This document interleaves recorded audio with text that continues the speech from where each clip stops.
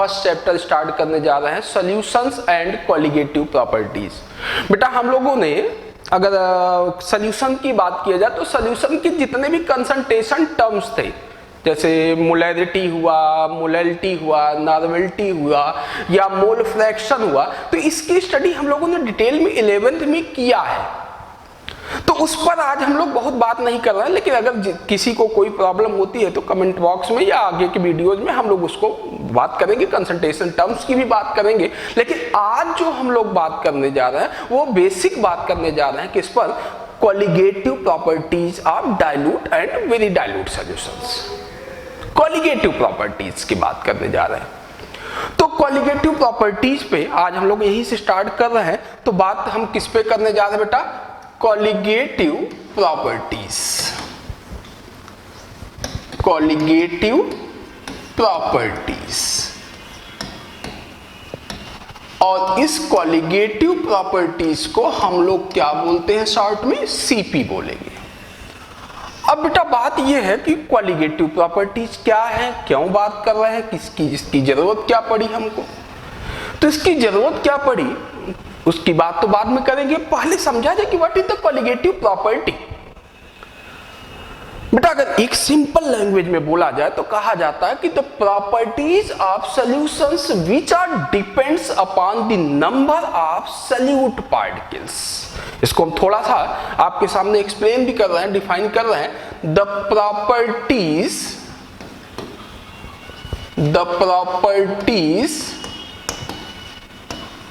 of solution which are depends upon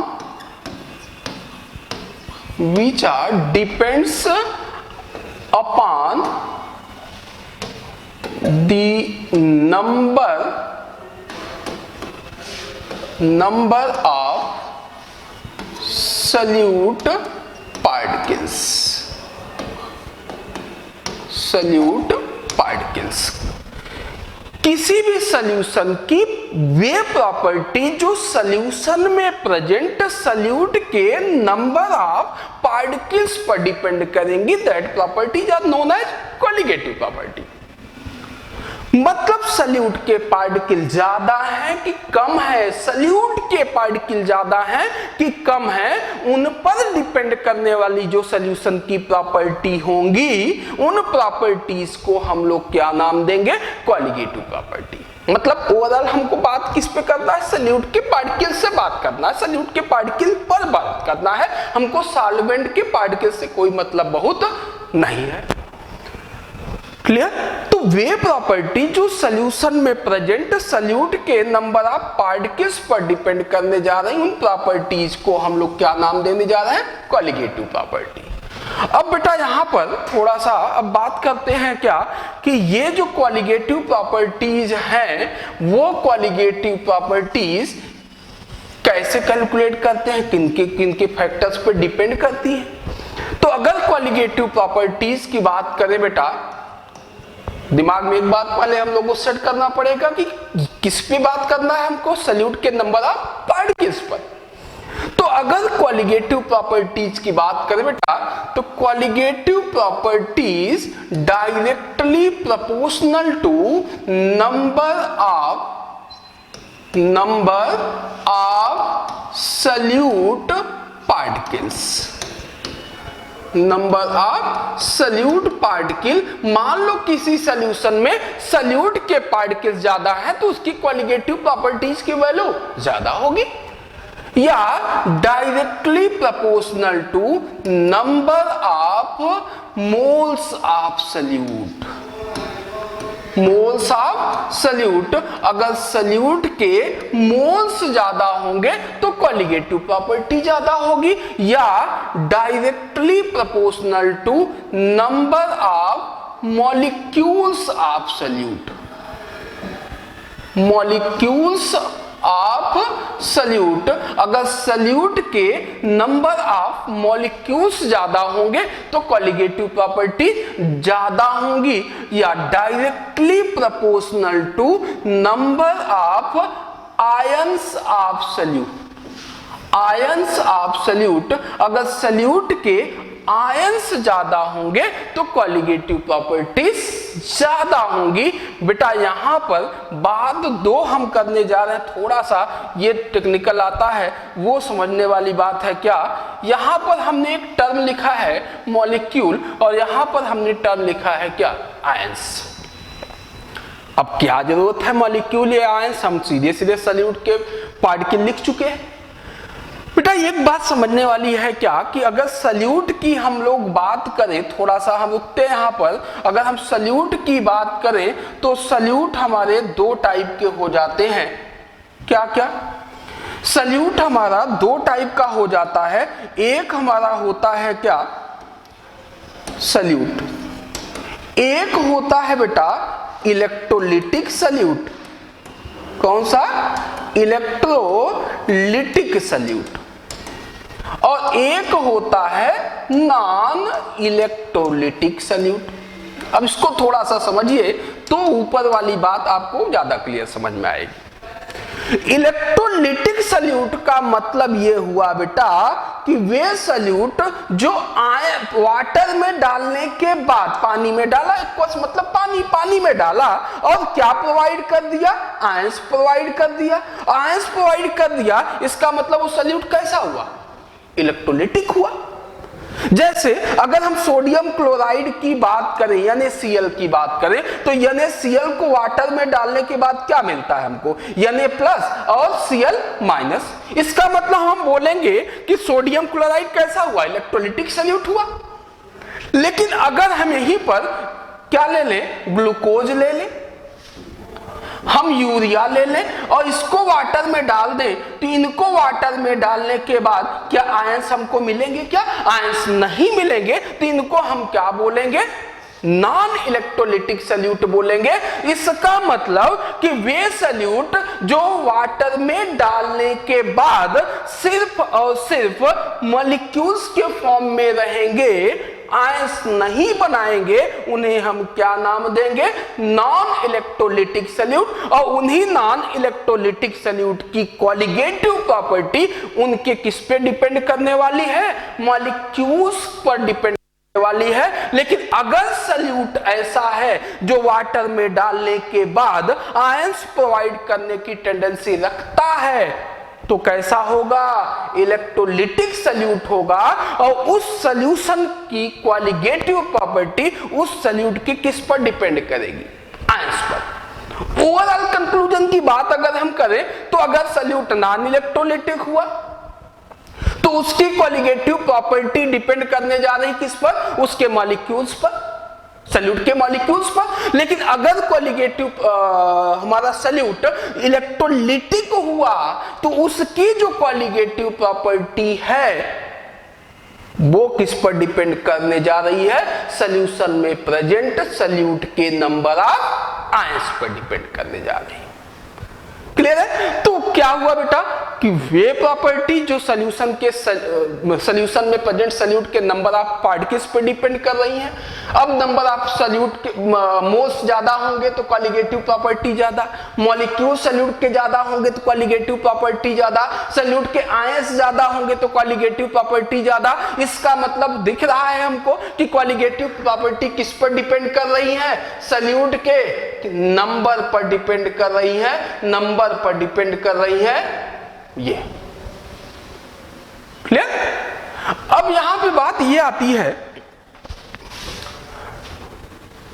क्या कि ये कॉलिगेटिव प्रॉपर्टी, बेटा एक बात यहां पर इंपॉर्टेंट और हो जाती है क्या कि द प्रॉपर्टीज, हमने कहा कि सल्यूट के नंबर पर डिपेंड करेंगी। किस पर डिपेंड करेंगी, सल्यूट के नंबर पर डिपेंड करेंगी।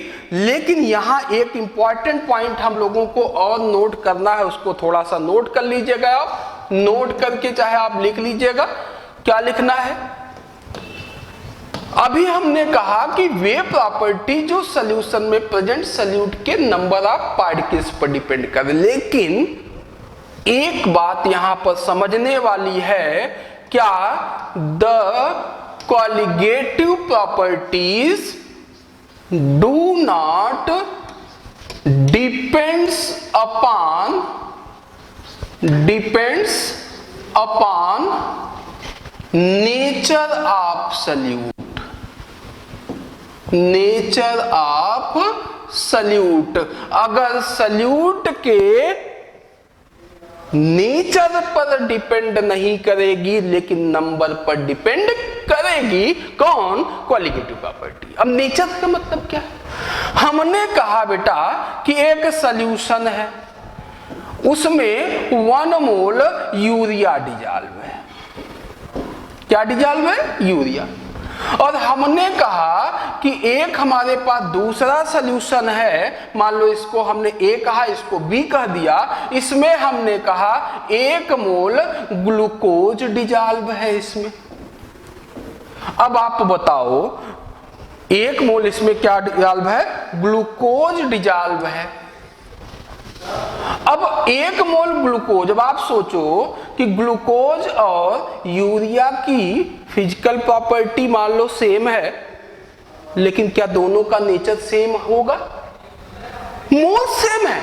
तो ये बताओ इस 1 मोल में यूरिया के कितने मॉलिक्यूल होंगे? Na मॉलिक्यूल होंगे कि नहीं होंगे? Na मतलब क्या? 6.02 into 10 to the power 23 molecule होंगे कि नहीं होंगे? इसमें भी क्या होगा कि 6.02 into 10 to the power 23 molecules होंगे कि नहीं? किसके? ग्लूकोज के मॉलिक्यूल्स होंगे कि नहीं होंगे? अब आप बताओ नंबर ऑफ मॉलिक्यूल सेम है कि नहीं है? लेकिन क्या सल्यूट का नेचर सेम है? नहीं है। तो क्या बात निकल के आई कि नंबर बदलेगा तो कॉलिगेटिव प्रॉपर्टी बदलेगी, लेकिन अगर सल्यूट का नेचर बदलेगा तो कॉलिगेटिव प्रॉपर्टी में कोई चेंज नहीं आएगा। क्लियर? तो यहां से बात आती है कि हम लोगों को इतनी बात समझ में आ गई होगी बेटा कि कॉलिगेटिव प्रॉपर्टीज हम लोग किसके लिए बात कर रहे हैं? सल्यूट के सॉल्यूशन के लिए। लेकिन सॉल्यूशन की वो कॉलिगेटिव प्रॉपर्टी किस पर डिपेंड कर रही है? सल्यूट के नंबर ऑफ पार्टिकल्स पर डिपेंड कर रही है। क्लियर? अब बात आती है कि कौन कौन सी कॉलिगेटिव प्रॉपर्टीज हैं। तो 4 कॉलिगेटिव प्रॉपर्टीज की स्टडी हम लोग करते हैं बेटा। फर्स्ट कॉलिगेटिव प्रॉपर्टी हमारी होती है रिलेटिव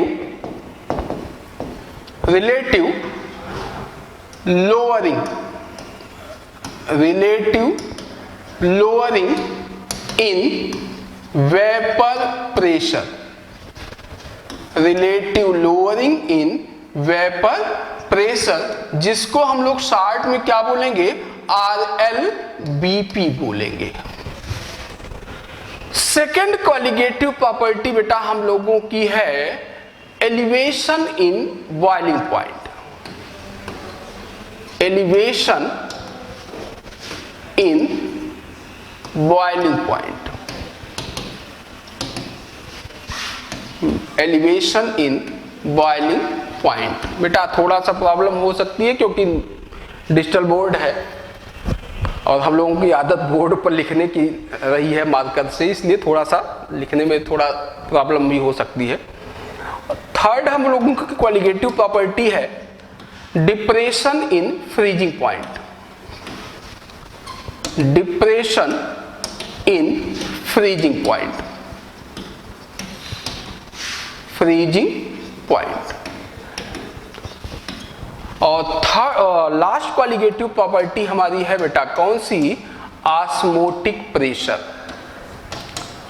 ऑस्मोटिक प्रेशर, जिसको हम लोग शॉर्ट में नाम देंगे क्या? ओपी। तो ये 4 कॉलिगेटिव प्रॉपर्टी बेटा हमको याद होना चाहिए। Relative lowering in vapour pressure RLBP, elevation in boiling point, depression in freezing point and last कौन सी? Osmotic pressure.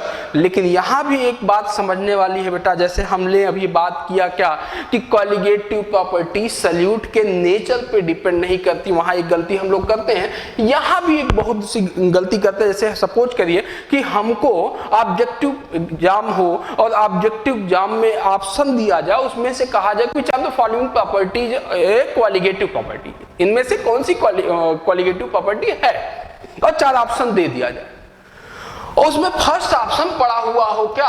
वेपर प्रेशर, तो हम सीधे आंसर मारते हैं। सेकंड, थर्ड, फोर्थ ऑप्शन पढ़ने की जरूरत नहीं समझते। बेटा एक बात समझने वाली ये है vapour pressure is a not a colligative property, या boiling point is not a colligative property, freezing point is not colligative property. मतलब vapour pressure, boiling point, freezing point ये कोई कोलिगेटिव प्रॉपर्टी नहीं है। ये सॉल्यूट के नंबर ऑफ पार्टिकल्स पर depend नहीं करने वाली। कौन डिपेंड करेगा?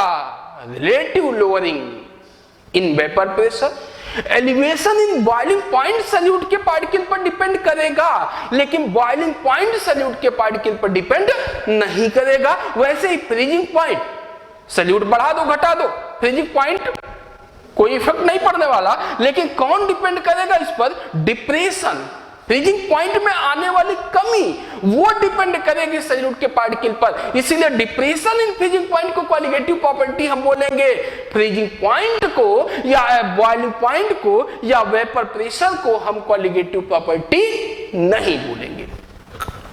क्लियर?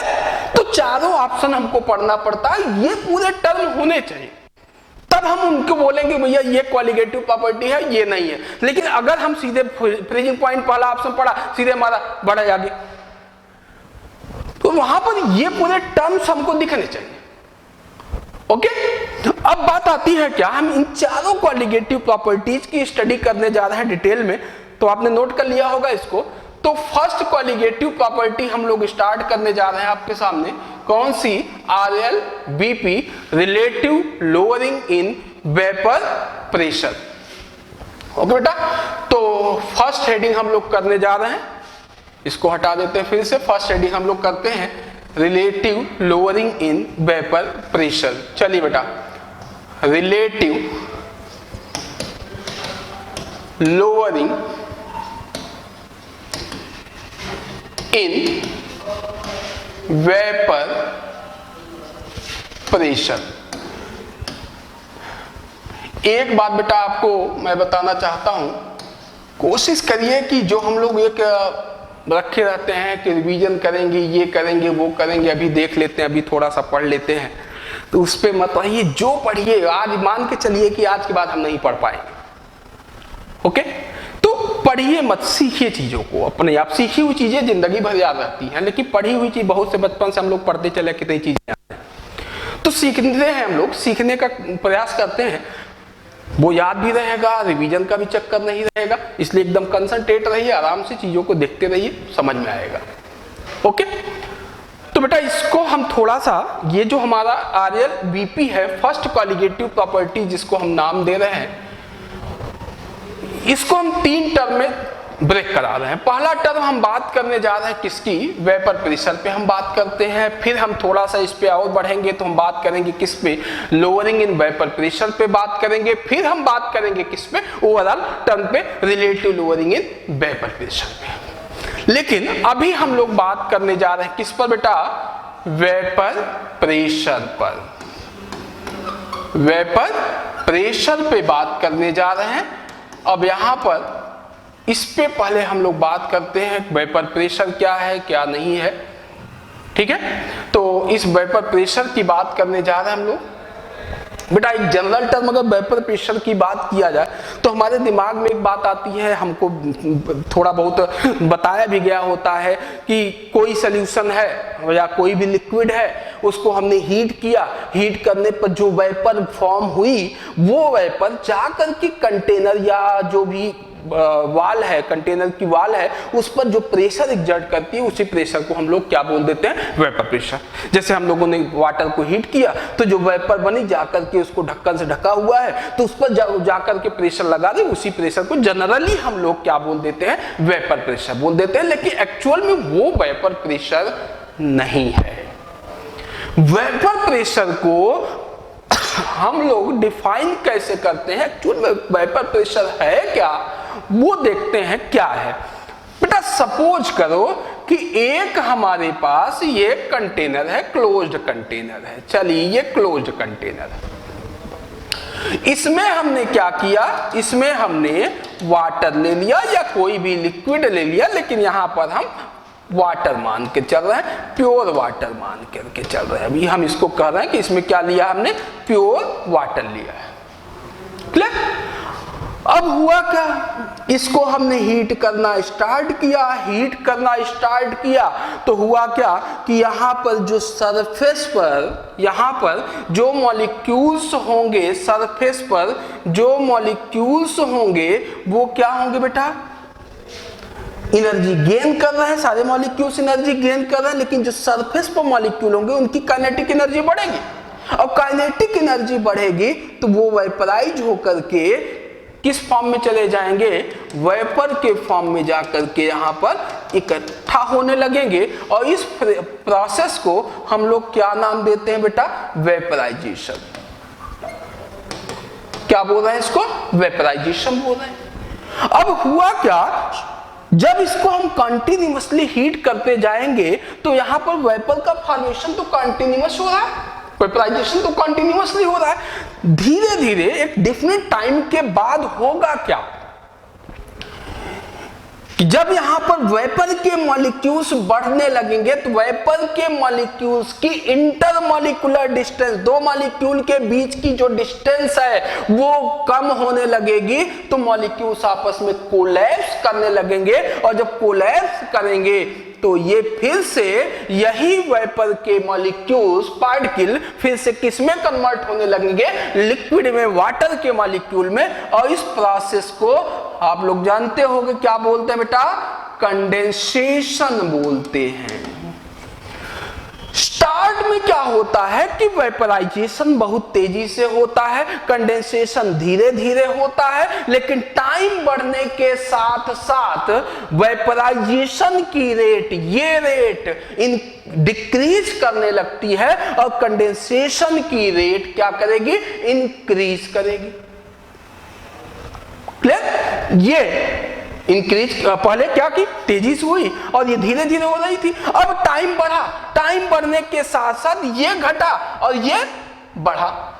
एक टाइम ऐसा आएगा कि रेट ऑफ वेपराइजेशन और रेट ऑफ कंडेंसेशन क्या हो जाएगी, इक्वल हो जाएगी। आपने इक्विलिब्रिया पढ़ा होगा, इक्विलिब्रिया में क्या पढ़ा था, what is the equilibrium, when the rate of forward reaction becomes equal to rate of backward reaction, तो यहां पर वेपराइजेशन को हम क्या मान लें, फॉरवर्ड रिएक्शन मान लें, और कंडेंसेशन को क्या मान लें, बैकवर्ड रिएक्शन मान लें। तो एक टाइम तो ऐसा जरूर आएगा कि वेपराइजेशन और कंडेंसेशन की रेट क्या हो जाएगी, इक्वल हो जाएगी। तो हम यहां पर लिख सकते हैं क्या, एट इक्विलिब्रियम, क्या लिखेंगे, एट इक्विलिब्रियम क्या होगा, rate of vaporisation is equal to rate of condensation, rate of condensation, ये रेट क्या हो गई बेटा, इक्वल हो गई, ये रेट इक्वल हो गई, और रेट इक्वल हो गई तो अब कुछ वेपर तो यहां बची रहेगी। अब एक बात यहां पर बेटा समझने वाली है, और हमको कैसे पता लगेगा कि दोनों की रेट इक्वल हो गई या इक्विलिब्रियम आ चुका है, ये इंपॉर्टेंट बात है। ये बताओ आप, जब इसको हम कंटिन्यूअसली हीट करेंगे तो स्टार्ट में क्या होगा कि ये जो वाटर लेवल है, ये वाटर लेवल डिक्रीज करेगा, और जब डिक्रीज करेगा, क्यों डिक्रीज करेगा, क्योंकि ज्यादा तो किस में कन्वर्ट हो रहा है, वो वेपर में। तो क्या होगा कि हीट करते बढ़ते वाटर लेवल तो डिक्रीज करता जाएगा, लेकिन एक डिफरेंट टाइम के बाद ये वाटर लेवल क्या हो जाएगा, कांस्टेंट हो जाएगा। और जब वाटर लेवल कांस्टेंट हो गया, इसका मतलब जितने रेट से वेपराइजेशन हो रहा है उतने ही रेट से क्या हो रहा है, कंडेंसेशन हो रहा है, मतलब उस कंडीशन में इक्विलिब्रियम स्टेट आ गई। तो हम कैसे देखेंगे, देख के हम कैसे बता सकते हैं कि इक्विलिब्रियम आया या नहीं हुआ, वेपराइजेशन या कंडेंसेशन की रेट इक्वल हुई कि नहीं हुई, ये हम देख करके बता सकते हैं। कैसे कि वाटर लेवल क्या है। अगर वाटर लेवल कांस्टेंट हो गया, पहले तो घट रहा होगा, लेकिन एक डिफिनिट टाइम के बाद ऐसा थोड़ी होगा कि पूरा वाटर लेवल क्या हो जाए, ये डिक्रीज कर सकता है, पूरा गायब हो सकता है, लेकिन ये कब होता है, जब ओपन होता है। क्लोज अगर है तो एक बात तो कंफर्म है कि एक डिफिनिट टाइम इंटरवल के बाद ये वाटर लेवल क्या हो जाएगा, कांस्टेंट हो जाएगा। ओके, अब हुआ क्या बेटा, फिर से मैं एक बात आ रहा हूं, वापस आ रहा हूं वेपराइजेशन हुआ स्टार्ट में तेजी से, कंडेंसेशन धीरे धीरे होना स्टार्ट हुआ। वेपराइजेशन की रेट डिक्रीज करती जाएगी, कंडेंसेशन की रेट इंक्रीज करती जाएगी। एक टाइम के बाद दोनों की रेट क्या हो गई? इक्वल। और उस इक्वल पॉइंट पर उसको, जिसको हम लोग नाम क्या दे रहे हैं? इक्विलिब्रिया दे रहे हैं। उस इक्विलिब्रियम पर जो वेपर इस यहां पर बची रह गई, वो वेपर इस कंटेनर की वाल पर बेटा प्रेशर लगाएगी कि नहीं? कोलाइड करेगी ना वाल से, और जब वाल से कोलाइड करेगी तो एक प्रेशर लगाएगी, और उसी प्रेशर को हम लोग क्या नाम देते हैं? वेपर प्रेशर बोलते हैं। क्लियर बात बेटा? क्या बोला? अब ये बताओ आप, सपोज करो क्या जितने मॉलिक्यूल वाटर के वेपर में कन्वर्ट हो रहे थे, क्या उतने मॉलिक्यूल यहां पर हैं? नहीं है, क्योंकि ज्यादातर मॉलिक्यूल किस में कन्वर्ट हो चुके हैं?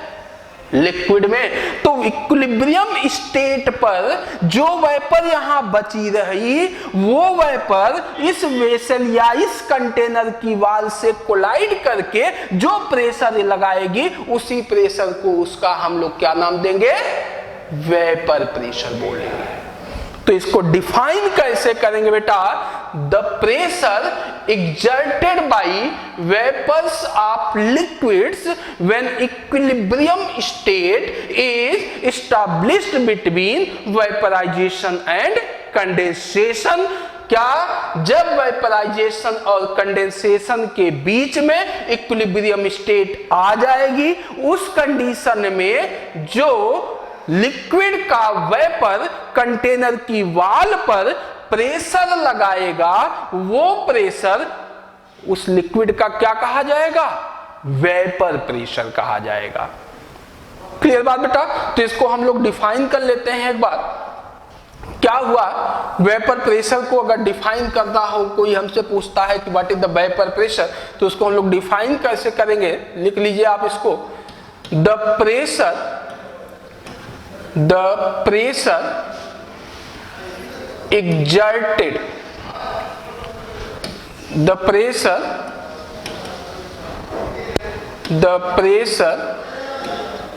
exerted by vapors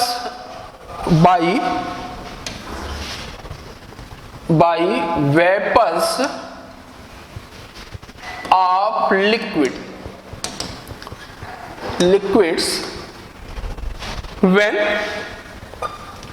when equilibrium is established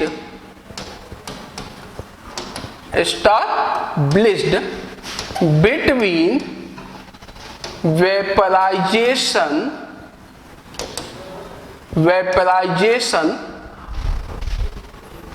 and condensation। Vaporization and condensation called as vapor pressure। Okay? तो इतनी बात हम लोगों ने किया बेटा कि वेपर प्रेशर क्या हुआ, वेपर प्रेशर। अब थोड़ा सा बात करते हैं वेपर प्रेशर किस किस फैक्टर पे डिपेंड करता है, क्या क्या फैक्टर्स हमारे होते हैं। अभी हम लोअरिंग या रिलेटिव लोअरिंग पर नहीं जा रहे बेटा, हम सिंपल बात कर रहे हैं वेपर प्रेशर की अभी। अब अगर यहीं पर बात करते हैं वेपर प्रेशर की, तो वेपर प्रेशर कौन कौन से फैक्टर पे डिपेंड करने जा रहा है। पहला फैक्टर हम लोग देखते हैं क्या इसी में। अच्छा, हम लोग फिजिकल इक्विलिब्रिया हम लोगों ने देखा होगा। उसमें क्या होता है? फिजिकल इक्विलिब्रिया में H2O मान लो लिक्विड है, और इसको हमने क्या किया? हीट किया। हीट करने के बाद क्या हुआ? ये किस में कन्वर्ट हुआ? H2O वेपर में कन्वर्ट हुआ या गैस में कन्वर्ट हो गया ये।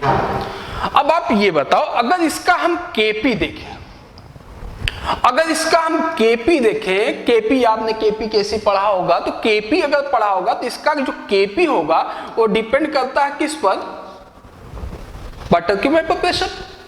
और इसी को हम लोग क्या बोलते हैं? Vapour pressure of water. इसको हम लोग क्या बोलेंगे?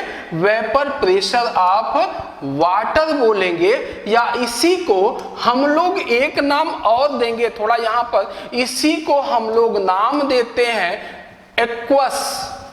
इसी को हम लोग क्या नाम देंगे? Aqueous tension. क्या नाम देंगे? Aqueous tension. Aqueous tension of water बोलते हैं। अब क्वेश्चन में देता है कि वाटर का एक्वस टेंशन इतना है और हम लोग कंफ्यूज हो जाते हैं कि what is the aqueous tension. और ये फिक्स होता है बेटा एट 25 डिग्री सेल्सियस पर। ये जो वेपर प्रेशर है जिसको हम लोग नाम क्या दे रहे हैं? एक्वस टेंशन, वो फिक्स होता है 23.8 टॉर होता है। अब एक बात यहां पर बेटा समझने वाली ये है, अब आप अगर देखो तो ये जो केपी है किस पर डिपेंड कर रहा है? टेम्परेचर पर। भाई टेम्परेचर बढ़ाओगे तो ये वैल्यू बढ़ेगी कि नहीं? ज्यादा से ज्यादा लिक्विड किस में कन्वर्ट होगा? वेपर में या गैस में कन्वर्ट होगा। इसका मतलब केपी की वैल्यू बढ़ेगी। टेम्परेचर बढ़ाओगे तो क्या होगा? केपी बढ़ा, इसका मतलब लिक्विड का वेपर प्रेशर बढ़ा, और वेपर प्रेशर बढ़ा इसका मतलब एक्वस टेंशन भी बढ़ेगा। तो हम कह सकते हैं कि किसी भी लिक्विड का जो वेपर प्रेशर है वो डिपेंड करता है किस पर? टेम्परेचर पर। अब यहां पर बात एक ये आती है, ये टर्म बेटा नोट कर लीजिएगा, ये वैल्यू आपको याद होनी चाहिए तो अच्छी बात रहेगी। और यहां पर हम लोग एक और बात करते हैं क्या, तो हम कह सकते हैं कि वेपर प्रेशर, नोट कर लीजिएगा इसको, note, vapour pressure depends upon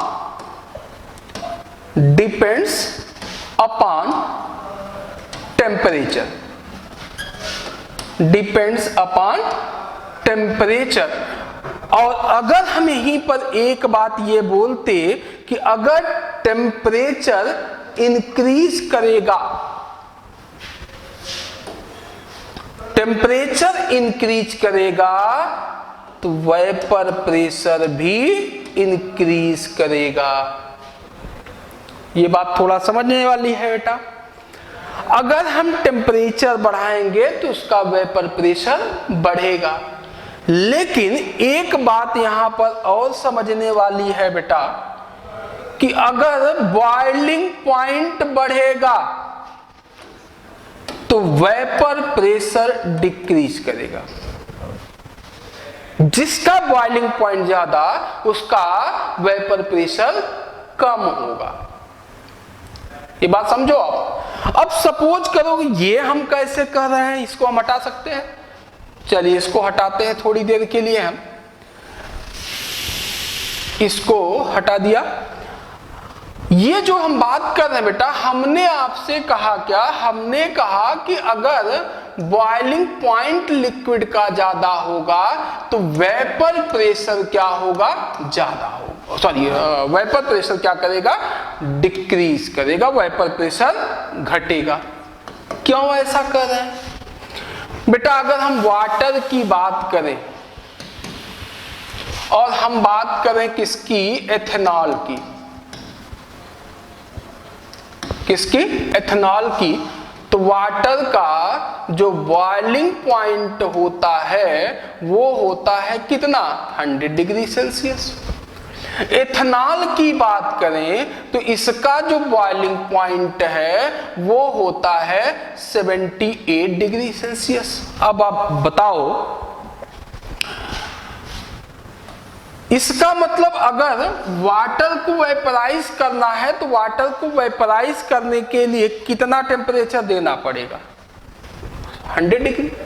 इसका मतलब टेम्परेचर ज्यादा देना पड़ेगा। इसका मतलब वाटर के मॉलिक्यूल्स के बीच में इंटरमॉलिक्यूलर फोर्स ऑफ अट्रैक्शन ज्यादा है और यहां टेम्परेचर कम देना पड़ रहा है। इसका मतलब इंटरमॉलिक्यूलर फोर्स ऑफ अट्रैक्शन क्या है?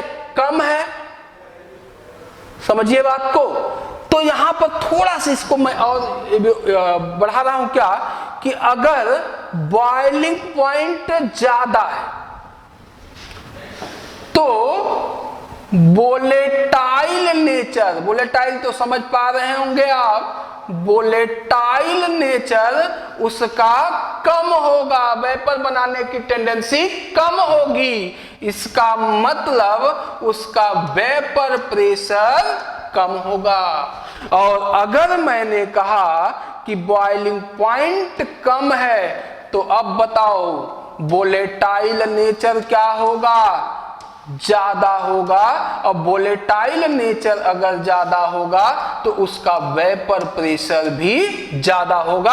अब आपसे क्वेश्चन किसी ने पूछा, दो लिक्विड दे दिया, आपसे कहा कि एक का बॉइलिंग पॉइंट 200 डिग्री सेल्सियस है, एक का बॉइलिंग पॉइंट 150 डिग्री सेल्सियस है, किसका वेपर प्रेशर ज्यादा होगा? तो किसका वेपर प्रेशर ज्यादा होगा? जिसका बॉइलिंग पॉइंट कम होगा। अभी मैं टेम्परेचर से इसको रिलेट भी करा रहा हूं आपको, क्लियर बात? तो वेपर प्रेशर किस पर डिपेंड किया बेटा? टेम्परेचर पर। और टेम्परेचर पर कैसे डिपेंड कर रहा है? बॉइलिंग पॉइंट से।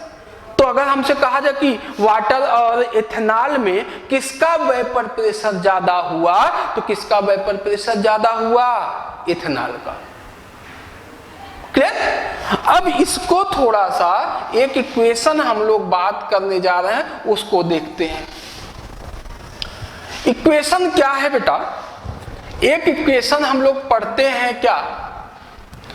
एक इक्वेशन हम लोग पढ़ते हैं, देखा होगा अगर आपने कभी, log K2 upon K1 is equal to delta H naught upon 2.303 R 1 upon T1 minus 1 upon T2। ये इक्वेशन है बेटा। और अभी हम लोगों ने थोड़ी देर के पहले ये बात किया क्या, कि अभी हम लोगों ने बात किया, क्या कहा? केपी बोला था। केपी के लिए हम लोगों ने क्या कहा था? वेपर प्रेशर ऑफ लिक्विड बोला था। लिक्विड वाटर भी या कोई भी लिक्विड हो सकता है। अब इसको हम क्या नाम दे रहे हैं? पी नाम दे रहे हैं। आप समझिएगा थोड़ा सा, केपी पी। केपी मतलब के, केपी मतलब के, और केपी किसके इक्वल हो रहा था? लिक्विड के वेपर प्रेशर के इक्वल हो रहा था। पीछे जाइए, बोलो। अब आप ये बताओ, अगर हमने कहा T1 टेम्परेचर पर कांस्टेंट कितना? K1, T2 टेम्परेचर पर कांस्टेंट कितना? K2। तो ये बताओ, इस इक्वेशन को हम क्या बोल सकते हैं कि T1 टेम्परेचर पर प्रेशर क्या? P1, और T2 टेम्परेचर पर प्रेशर P2। बोला जा सकता है कि नहीं बोला जाए? कोरिलेट कर पा रहे हो क्या? तो यही इक्वेशन क्या लिख सकते हैं बेटा? log P2 upon P1 is equal to delta H naught upon 2.303 R 1 upon T1 minus 1 upon T2।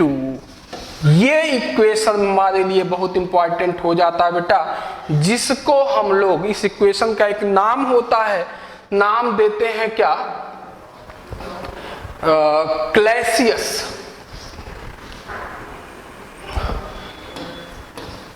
क्लैसियस क्लाइटेरस। क्लैसियस क्लाइटेरस। क्लाइटेरस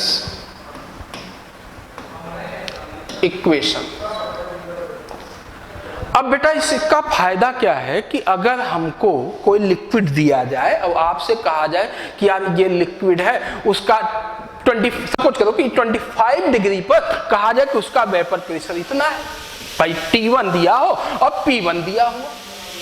अब आपसे कहा जाए क्या 30 डिग्री पर T2 पर दे दिया, 30 डिग्री पर आपसे कहा जाए कि उसका वेपर प्रेशर क्या होगा, तो उस केस में बेटा हमको डेल्टा H दिया होगा क्वेश्चन में, तो हम कैलकुलेट करके सॉल्व करके निकाल सकते हैं कि एक टेम्परेचर, इतने टेम्परेचर पर अगर प्रेशर इतना है तो इतने टेम्परेचर पर वेपर प्रेशर कितना होगा।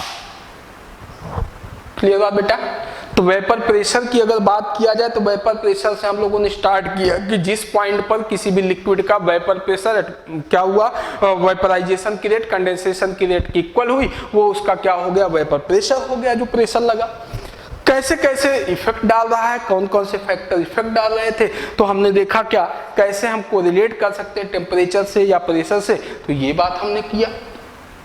क्लियर। अब थोड़ा सा बात हम लोग करते हैं क्या, लोअरिंग इन वेपर प्रेशर पे। तो इसको हटाएं, हम इसको आगे बढ़ते हैं हम लोग। चलिए बेटा, अब इसी में हम लोग थोड़ा सा इसमें आगे बढ़ते हैं, किस पे, जो टर्म हम लोगों ने देखा था relative lowering in vapour pressure में, तो हमने वेपर प्रेशर पे बात की। अब थोड़ी सी बात कर लेते हैं हम लोग किस पे, लोअरिंग इन वेपर प्रेशर पे। तो चलिए आइए बात करते हैं हम लोग किस पे, लोअरिंग इन वेपर प्रेशर पे।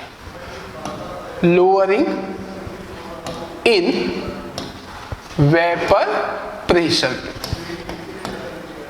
अभी रिलेटिव लोअरिंग की बात नहीं कर रहे बेटा, हम लोग सिर्फ लोअरिंग की बात कर रहे हैं। और इस लोअरिंग इन वेपर प्रेशर को हम लोग नाम देंगे क्या, डेल्टा पी बोलेंगे।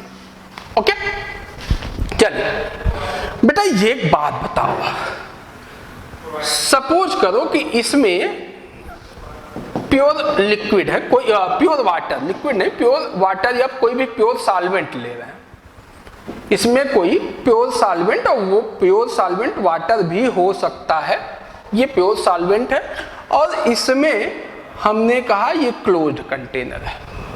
ठीक, अब इसको हमने क्या किया बेटा, हीट करना शुरू किया। अभी हमने देखा भी थोड़ी देर पहले क्या हुआ था बेटा, वेपराइजेशन हुआ, वेपर के मॉलिक्यूल यहाँ पर इकट्ठा हुए, बहुत ज्यादा नंबर होने के बाद कंडेंसेशन स्टार्ट हुआ, और यहाँ पर क्या हुआ, दोनों के बीच में इक्विलिब्रियम आया। इसको क्या बोला था बेटा, वेपराइजेशन बोला था। इसको क्या बोला था हम लोगों ने, कंडेंसेशन बोला था।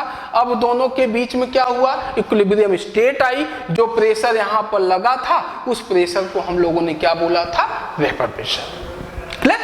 अब बेटा सपोज करो कि यहां पर हम कहें कि vapour pressure of pure solvent, हमने यहां पर मान लिया vapour pressure of pure solvent, हम मान रहे हैं क्या, पी नॉट। इसको हम इस प्रेशर को नाम दे रहे हैं क्या, पी नॉट दे रहे हैं। थोड़ा सा हम इस पे आते हैं अपने पार्ट पर, सॉल्यूशन। इसमें बेटा हमने कहा ये क्लोज कंटेनर है और इसमें एक हमने सॉल्यूशन ले लिया। अब थोड़ा इसको मैं ज्यादा सही आपको दिखा रहा हूं, इसको समझिए, एक सेकंड।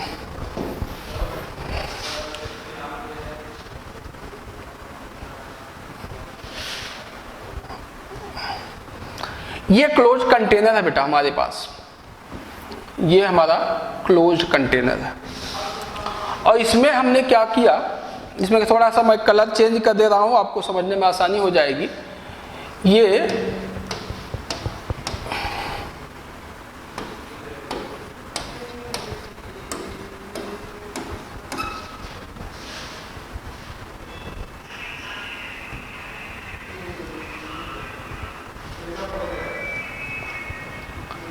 और ये हमारे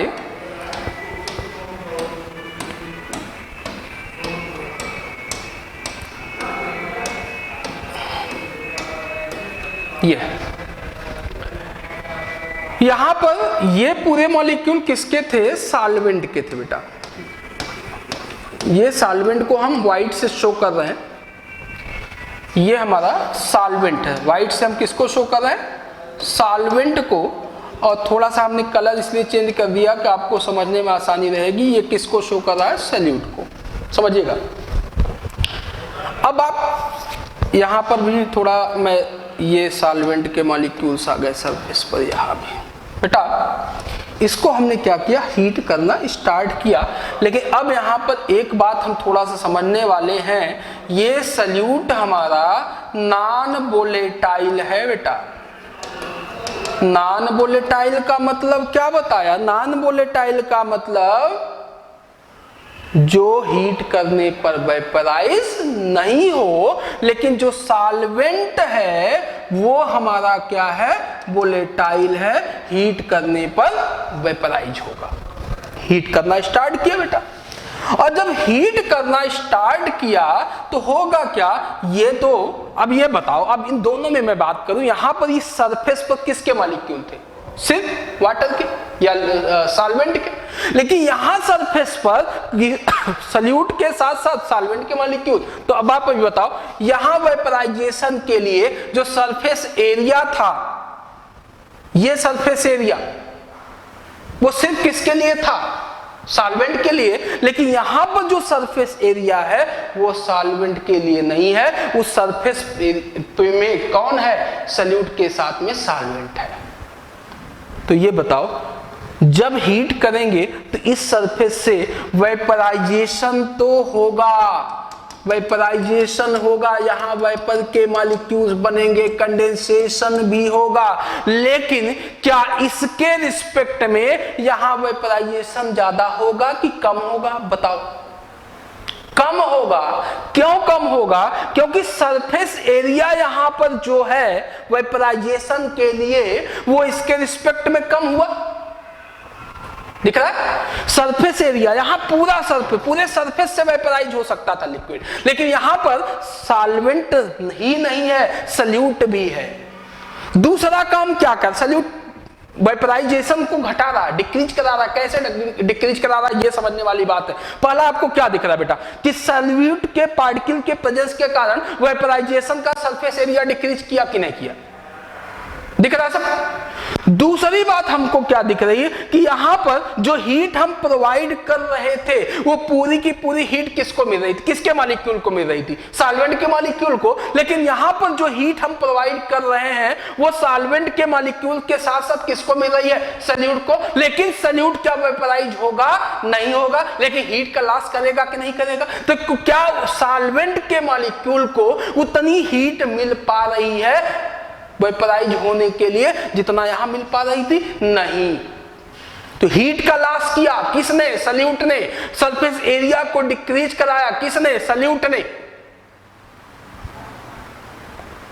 तो क्या हुआ बेटा, इसके रिस्पेक्ट में यहां पर वेपराइजेशन कम होगा, और जब वेपराइजेशन कम होगा, ये बेटा वेपराइजेशन कम हुआ, कंडेंसेशन भी होगा, लेकिन वेपराइजेशन कम होगा तो होगा क्या, जब इन दोनों के बीच में इक्विलिब्रियम स्टेट आ जाएगी, वेपराइजेशन और कंडेंसेशन के बीच में जब इक्विलिब्रियम स्टेट आ जाएगी, उस कंडीशन में जो यहां पर वेपर बचेगी, उस वेपर का वेपर प्रेशर इसके रिस्पेक्ट में कम होगा, क्योंकि वेपर की क्वांटिटी भी कम होगी।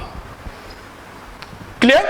तो बेटा अगर हम कहें कि ये जो प्रेशर है ये हम बोलेंगे वेपर प्रेशर, कितना, इसको हम पीएस नाम दे रहे हैं। तो जैसे यहां पर हमने कहा vapour pressure of pure solvent P not, तो वैसे ही अगर हम बोलें वेपर प्रेशर ऑफ सॉल्यूशन, ये क्या था, सॉल्यूशन, तो इसको हम लोग क्या बोल सकते हैं, पीएस।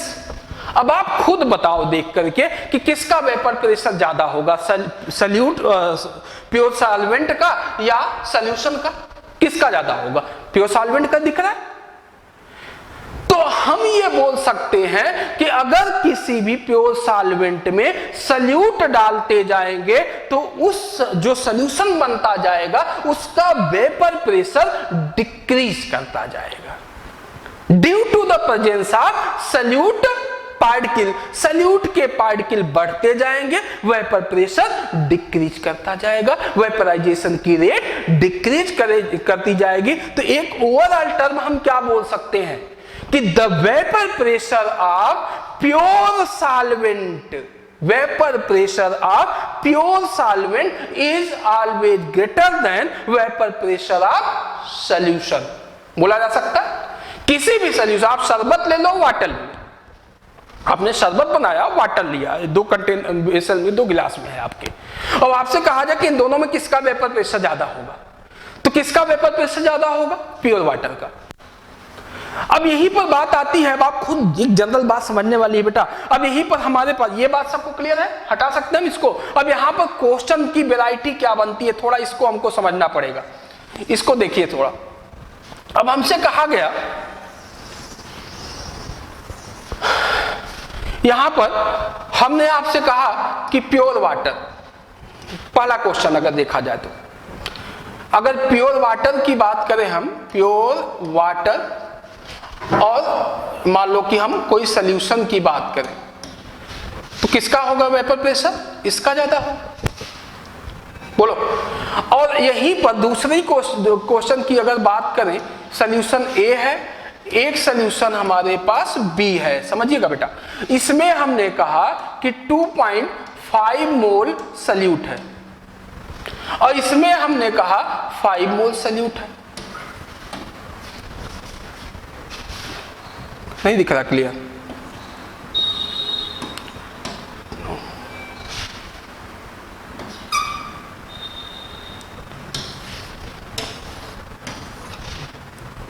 इसमें हमने कहा मान लो कि 2 मोल सॉल्यूट है इस सॉल्यूशन में, और इसमें हमने कहा चलो 5 मोल हमने कहा सॉल्यूट है।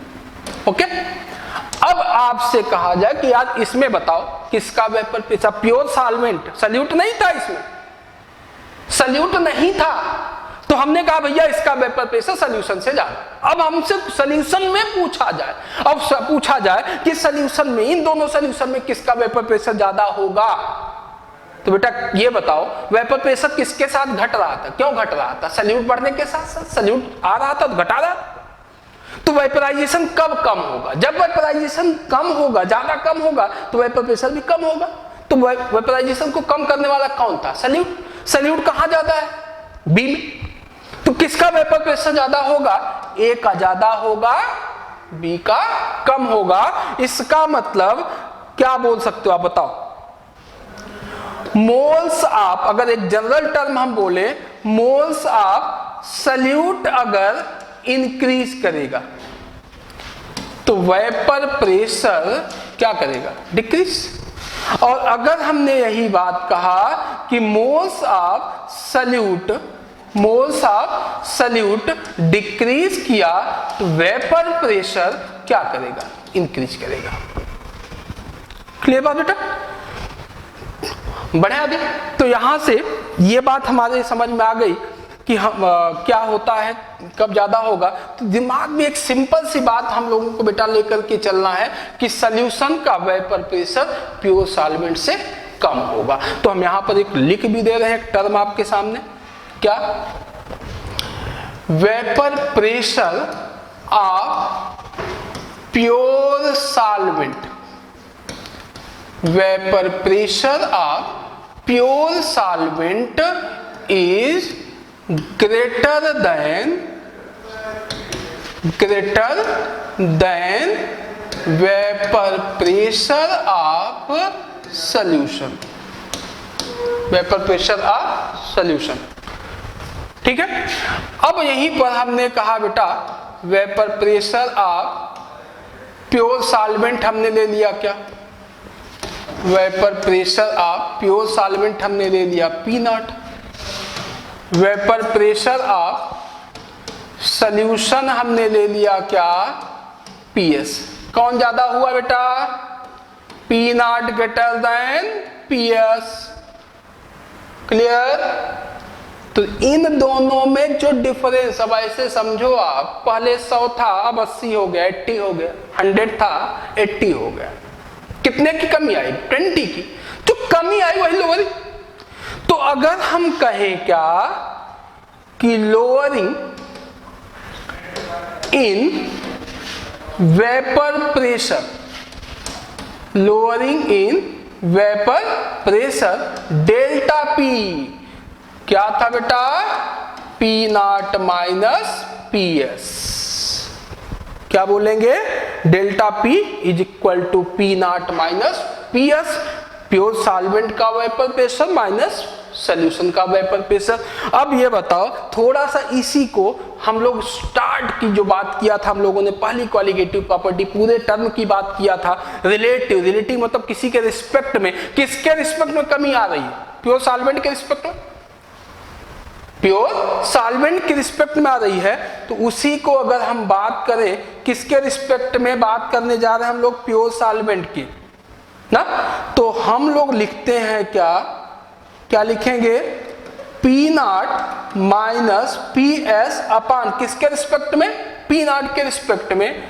इसी को हम लोग नाम देते हैं R L V P, relative lowering in vapour pressure.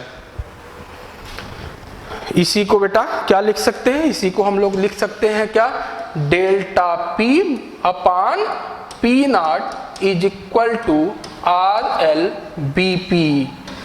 Pure solvent के रिस्पेक्ट में अगर एक्सप्लेन करने की बात, ये क्या है बेटा, प्योर सॉल्वेंट का वेपर प्रेशर। तो प्योर सॉल्वेंट के रिस्पेक्ट में सॉल्यूशन के वेपर प्रेशर में आने वाली जो कमी है उसी को हम लोग क्या बोलते हैं, relative lowering in vapour pressure, R L B P. Clear बेटा?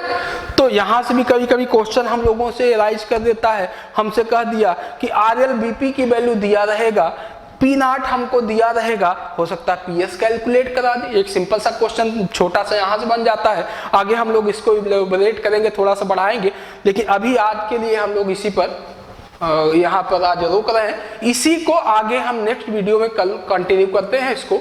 Okay, thank you.